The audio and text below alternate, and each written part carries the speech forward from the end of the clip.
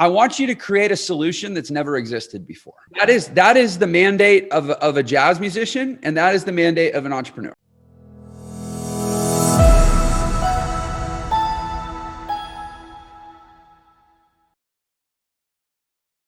For people who don't know your background, you're a musician too, which I think is part of what makes you different. What were your words? Oh yeah, it was because I get these questions. We put up stories. They're like, hey, if you want to ask Jeff a question, submit the question. And then we record these little things called Ask Jeff.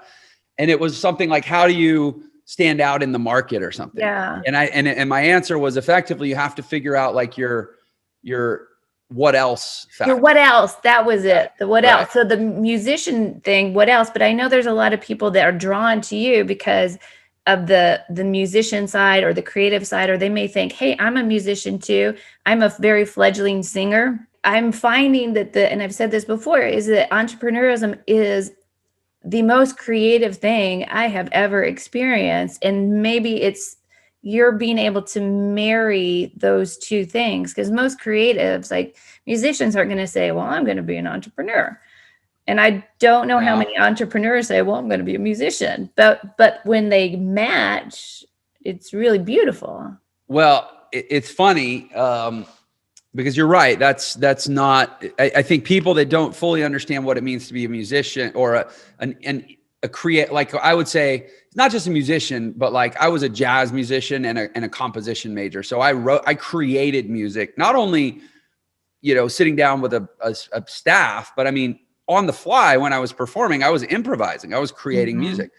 And I think people that don't understand that, or that don't fully understand entrepreneurship, may not see the connection. But I can tell you from having done a lot of interviews, I mean, I literally just did an interview a couple of weeks ago, maybe a month ago, with a guy named Josh Linkner, who's a really successful entrepreneur, and he's a brilliant jazz guitarist.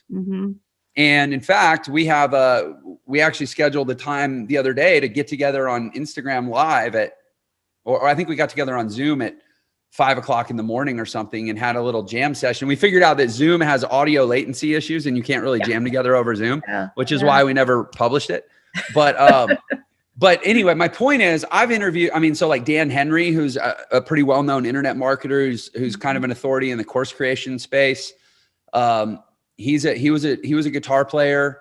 Who did I interview? He's like one of the I can't remember who it was, but he's like one of the old school copywriters that like pioneered early copywriting, who was like a virtuoso electric bass player, graduated from Berkeley. There's actually more of us than people I think realize. But it basically comes down to this, you're right. Entrepreneurship is no less creative to me than improvising a jazz solo, because you're given a set of knowns, a set of variables, and a world in which those variables exist. And you're said, okay, here's a challenge.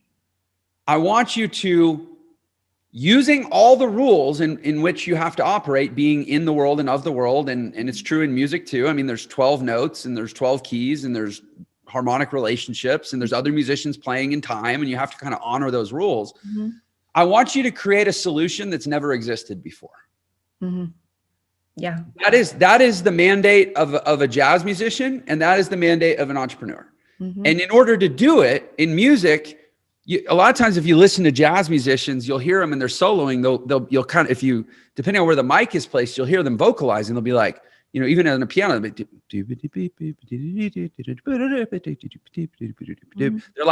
hearing it and they're singing it as they're playing it. So in music, you'd say you have to hear it before you can play it. In entrepreneurship, you'd say you have to see it or you have to conceive it before you can build it. But in either case, again, it's the same thing. Here's a set of knowns. Here's a set of variables. Here's a world or a framework in which those variables exist, and you have to honor the rules of that framework. Now, I want you to create something that's never existed before to solve the challenge. And in both cases, you have to see it or hear it first before you can create it, which means that you have to have vision before you can have action. Yeah. And they're the same exact thing. I know. Well, it's like a lot of people are like, I want to be free to create. And it's like, no, you want parameters to be able to create. Yeah. And here's the thing. If everybody took that, this is why I get so passionate about entrepreneurship. If everybody approached life the way we just described, how would we even have problems in this world? Yeah, because they're back to the fully self-express, which is like, that's when you feel like, oh my God. I actually think we'd cure cancer, because the majority of cancer derives from mutations in our biochemistry, in our cells, and our molecules, which is through oxidative stress for the most part. Even if it has genetic precursors, it's usually activated through epigenetic, of changes in the body as a function of stress or trauma. I'm telling you, if we could just get everybody to live and operate like in a purely entrepreneurial space, I think we'd be like, our biggest problem would be like, we don't have problems anymore. What are we supposed to do with our time?